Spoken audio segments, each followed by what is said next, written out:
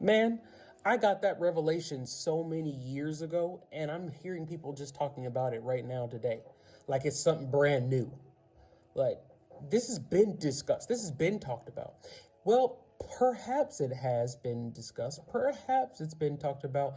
But did you ever think that God started raising up someone else to give the same message that he gave to you because everyone didn't get the message from you?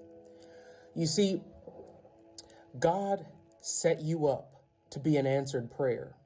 He gave you these words to make sure that his people had what they needed. But when you didn't write the book like God told you to write it, when you didn't get the message out like God told you to get it out there, when you didn't take that open door that God asked you to take all those years ago, God started moving on other voices because that message was vital for his church.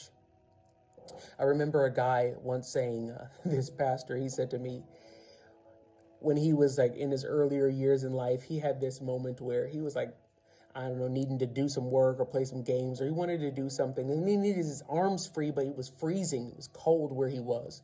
And he just had to make this plan eventually and say, you know what? I can't just stop doing what I'm doing to get warm. And I can't also just work and be freezing. So he cut some circles into one of his blankets at home, put his arms through it, and just got to work and made a plan. And he said years later, this invention came out called the Snuggie.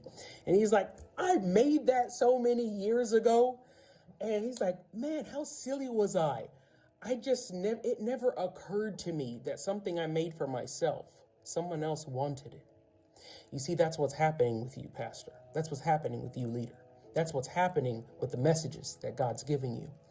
It's not occurring to you how vital that message really is, how many people really need that. It's not just your congregation or a few people that you bump into.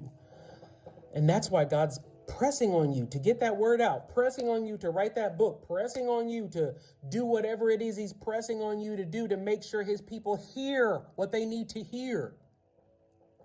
You're listening to me today because the answer God is giving you, so that you don't have another one of these seasons pass you by, is for you to get a scribe.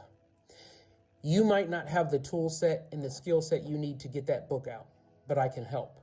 So why don't you reach out to me? Let's have a conversation. Let's look at the project that you need to do. Let's look at the revelation that you need to get out, and let's work on it together, because I can scribe and you can revelate.